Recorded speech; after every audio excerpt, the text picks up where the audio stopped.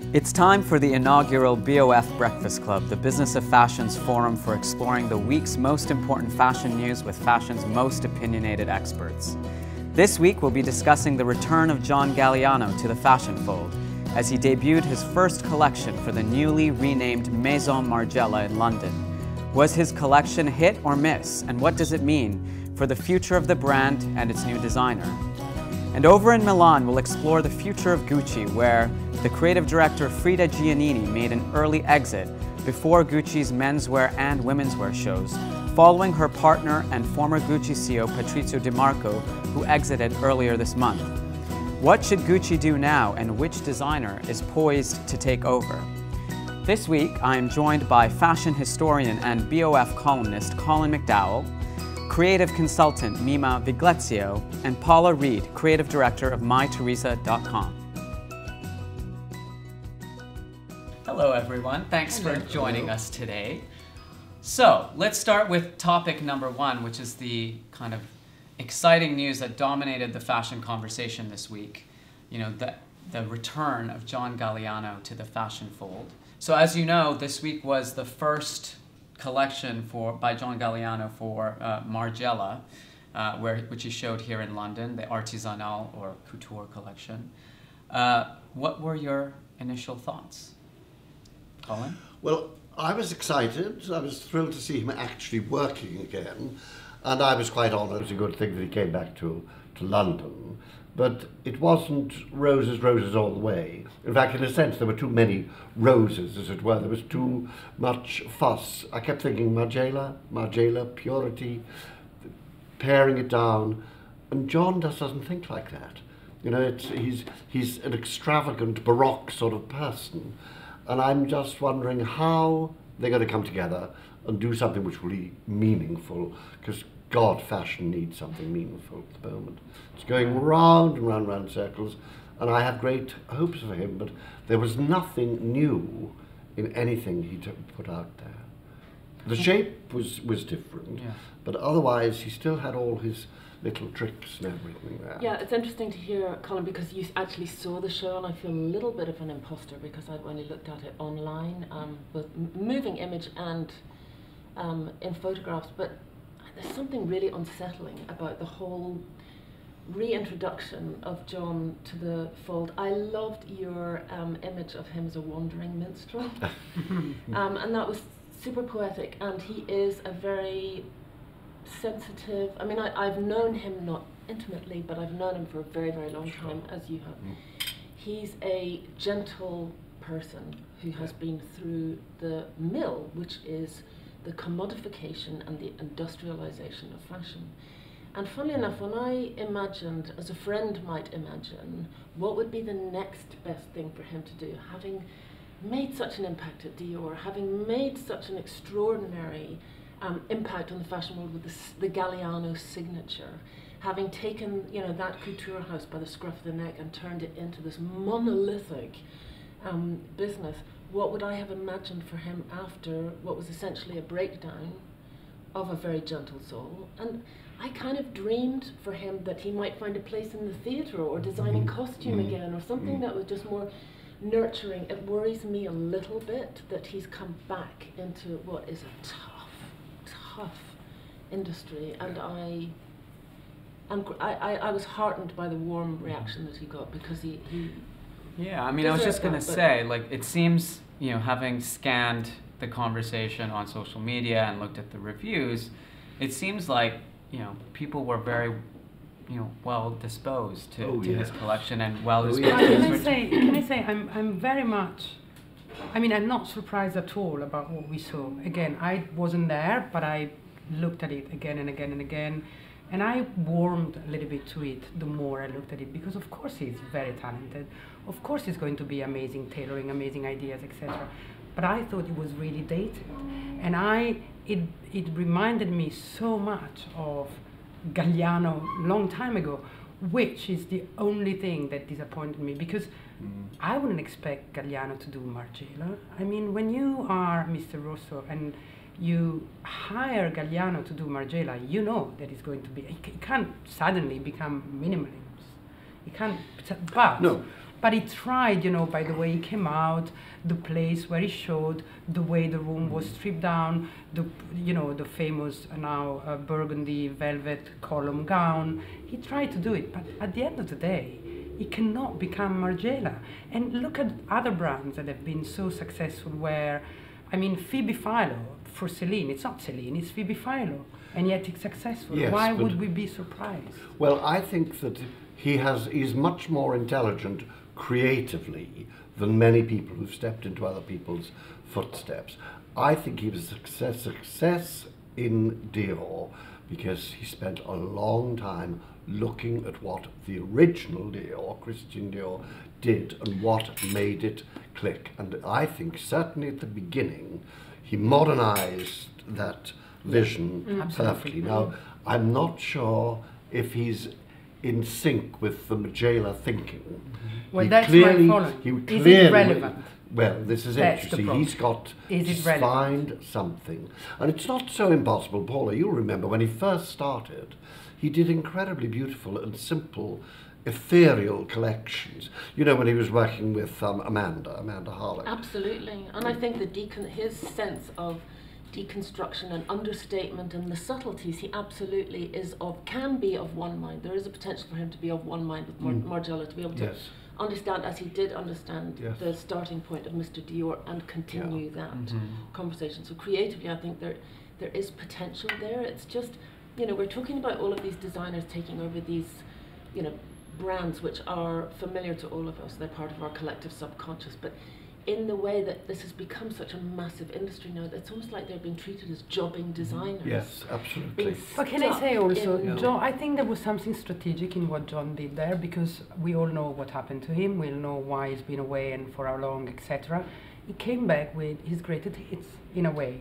And he came back reminding us who he is and what he's done, and that's his first, and probably now he will start doing clothes that actually will be bought and sold. Don't you think so? Well, I don't know, you see, I think that for the last several years, Dior has indulged him in a way and hasn't really cared very much about how many couture garments they sold, because they knew that that fabulous picture that always ended up on the front page of the newspaper, even if there was something scathing written below, you know, like, would you like let your wife go to a party in this or whatever, they know that that leads people when they're bored in the airport to the Dior fragrance, J'adore, and all the rest of it. You know? So we focused the conversation so far on the impact on John and whether this is right for John. But let's shift the conversation to Margiela as a brand, right? So Margiela has been known for being, you know, in the early years, a very, you know, non-publicized, almost secretive, cult-like brand.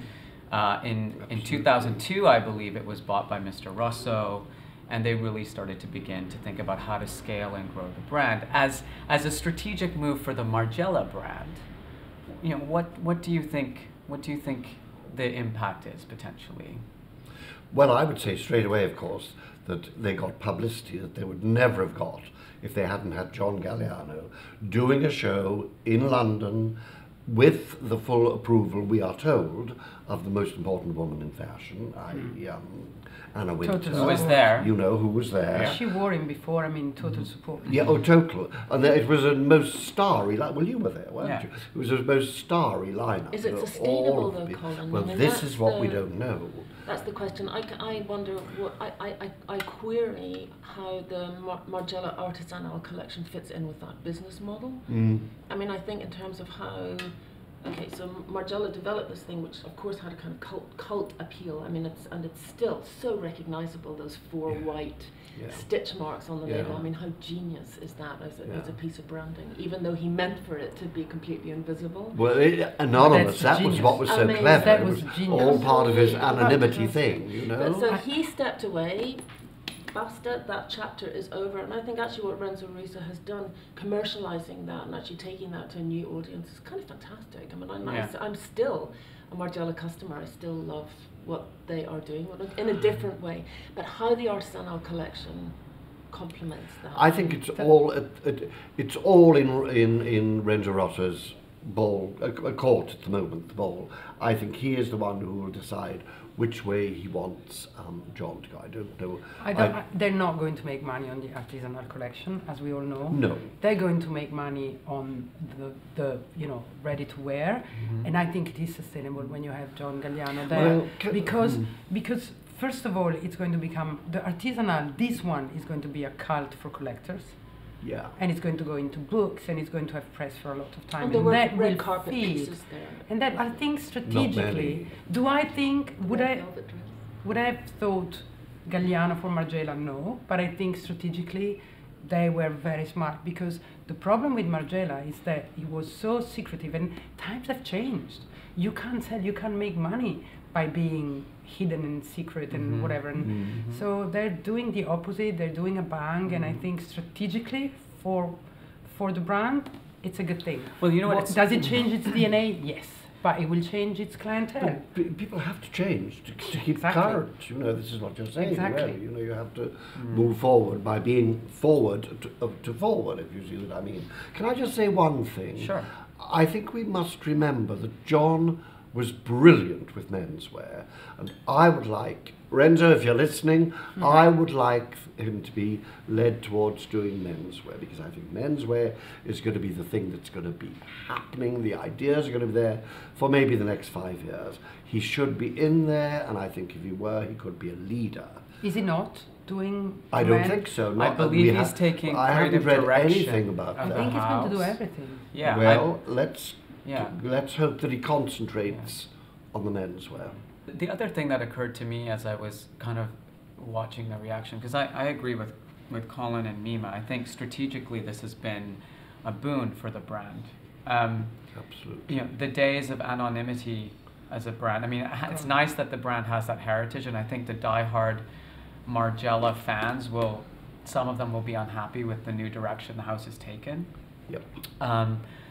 But what's certain is that the name Margiela, or the Maison Margiela as they've renamed it, is going to be introduced to a huge new audience, people who may never have heard of Margiela before. And don't forget, we work in the industry, we know everything, but people don't know as much. So thinking about this and the potential exposure to a much larger audience, what should we be looking out for in the coming year? As we look ahead, Colin, you've said that there should be a focus on menswear. Mimma and Paula, what do you think as the year unfolds, where given the move the house has taken, given that Galliano's return is now certain, what would you do if you were in Renzo Rosso's shoes, taking this house forward? Well, probably if I were in John's shoes, I would try to be less costumey and more commercial. And again, I've said it so many times, commercial is not a dirty war, because at the end of the day, this is not charity, this is not art, this is commerce. So, but as you said before, by doing what he does when he does his couture shows, he makes the aspiring people desiring it, and then you buy a pair of whatever, leather trousers or whatever, that it's actually wearable. However, as Colin said beautifully, fashion is a little bit tired, that it needs some creativity and some arts, and John can give it, and it can inspire 1,000 new designers and people like he did 15 years ago, because he was putting how do you say it, fishnet stocking on the catwalk, and everybody was doing it. And John is still able to do that. However, if they don't sell, they don't exist. And so it has to be a little bit more commercial. But then this collection can also be the kind of, if the luxury industry is a pyramid shape still, this collection would be the top of the pyramid. The artisanal collection is the apex of their offering, isn't it? So, the most commercial pieces may be trainers, shoes, perfume, whatever. But then he has the opportunity to make these fabulously editorial pieces, and notably there were a lot of bricks and mortar retailers there. The Bursteins were there. Sure, yeah. Barney's was there. All looking. So clearly they intend for it to have a life beyond just the made to measure. This will be a kind of. There were black suits that are absolutely sellable and wearable, and women will there were some buy them. fantastically sellable pieces there, but I think it's an opportunity for them, I guess, beyond the ready to wear, which is kind of day to day and I've just to do thought, something more really, spectacular and the thing about statement-like. John is he's a storyteller, and I felt that at that show we saw, he was telling an old story. What he's got to do is find a story that means something in terms of For the Maison brand. Margiela. Then I think he will. I have every faith in him. I think he will make it. It depends how quickly and how well and dramatically he does.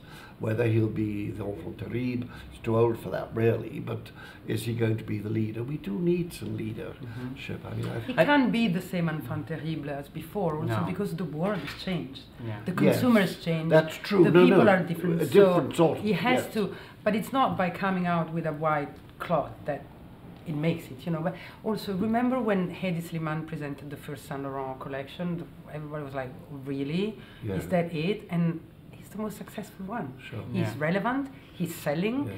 and now everybody's like, oh, Hedi, but nobody admitted it at the beginning. So give him time. I mean, that was just the first one.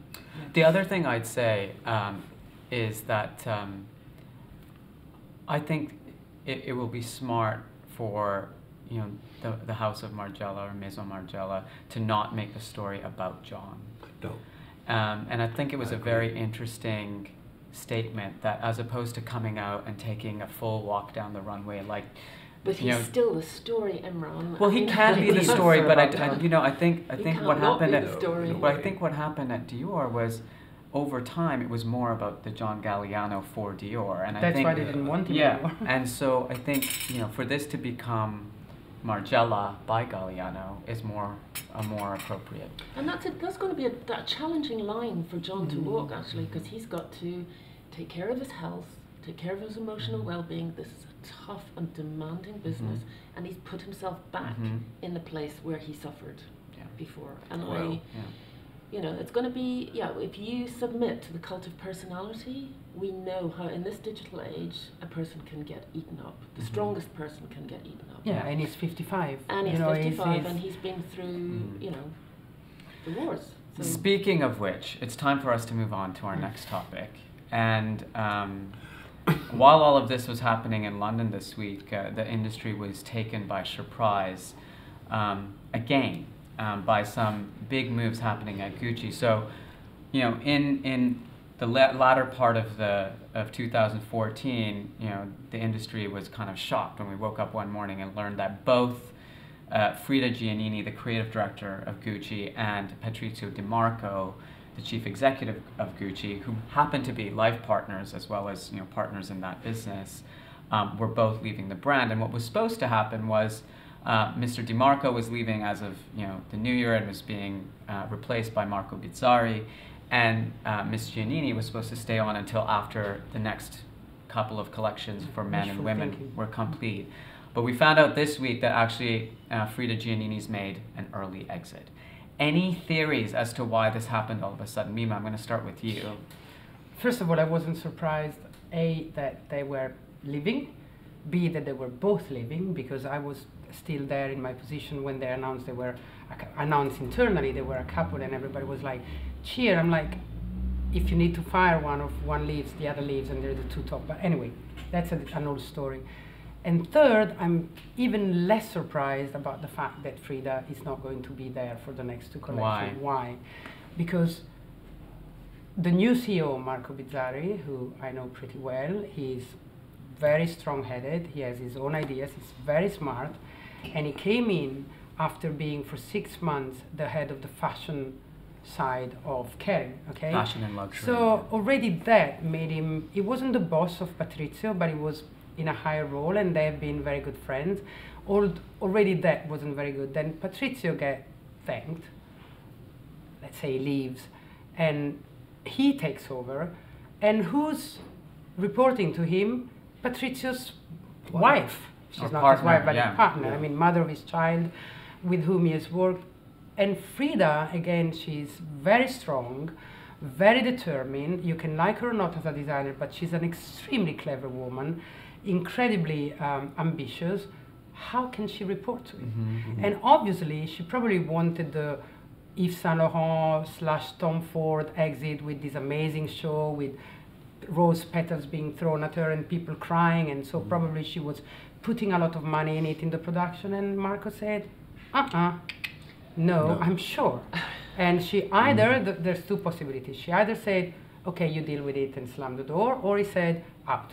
So, I mean, there's the same thing, but I don't care what happened. But I was sure it was going to happen. Right. Was sure. So now that we know, sorry, now that we know Frida is leaving, there's been a lot of speculation about who might take her role, and clearly the creative director of Gucci is one of the plum roles of the fashion industry. Gucci is one of the largest, most successful fashion brands in the world.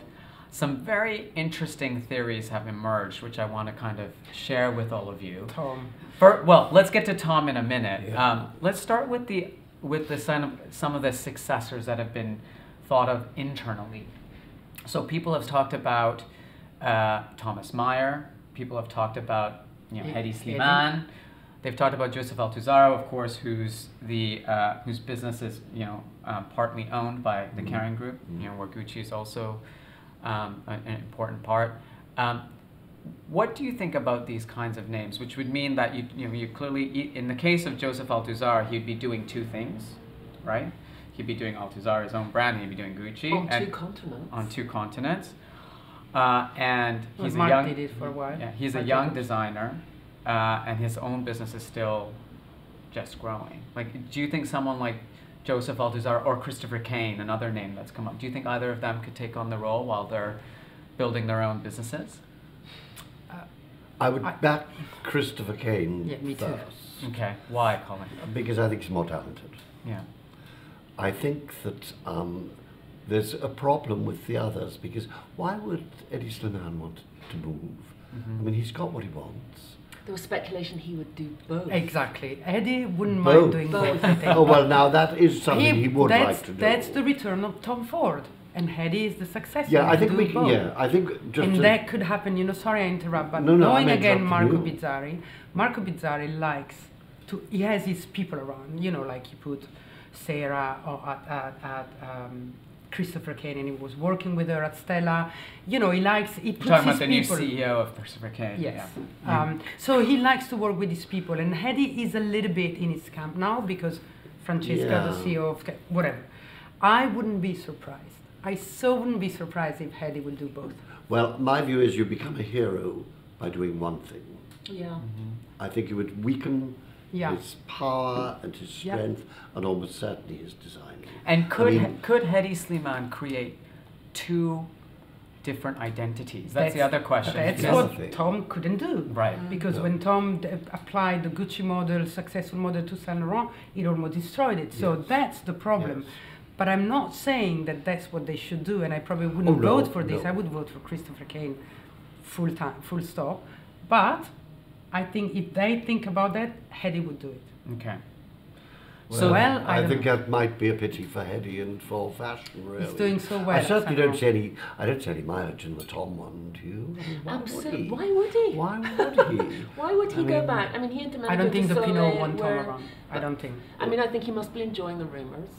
Oh, of course. He probably started them. One of the headlines I read yesterday is there is only one man who can take over at Gucci. I think that was Tom Ford. It doesn't come from inside Kering. No. Yeah. And I can tell he's you. made a multi-billion business. I mean, with his own boss.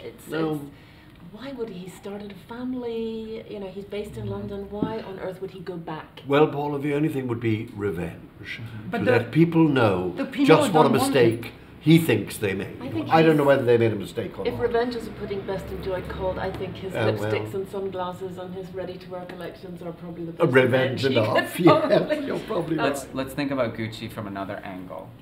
What do you think, as a brand, Gucci needs now? We've seen how the same kinds of issues that Gucci is dealing with happened at Louis Vuitton. Marc Jacobs had been there for a long time. The house needed a new injection. It just from time to time, these houses just need some new energy. Whether you like what Guesquière is doing at Vuitton or not, I don't think anyone can argue with the fact that there's something happening there. A lot of people don't love it, but there's a change. What does Gucci need? It needs a point of view.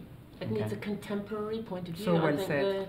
That's exactly right. So well said. Customer has so you know, has aged. The customer is irrelevant. Not the Yeah. customer, but that, you know, the language is now irrelevant. And I spend more time than I really want to in airports right now, and I pass, you know, the Gucci store in Terminal 5, and I can forget what it is. It takes me by surprise almost. There is absolutely nothing there to bring me into that Yeah. store. No, I think you're right. And it's not subjective, it's objective. I think Yeah. it's not, sometimes I don't like it, who cares?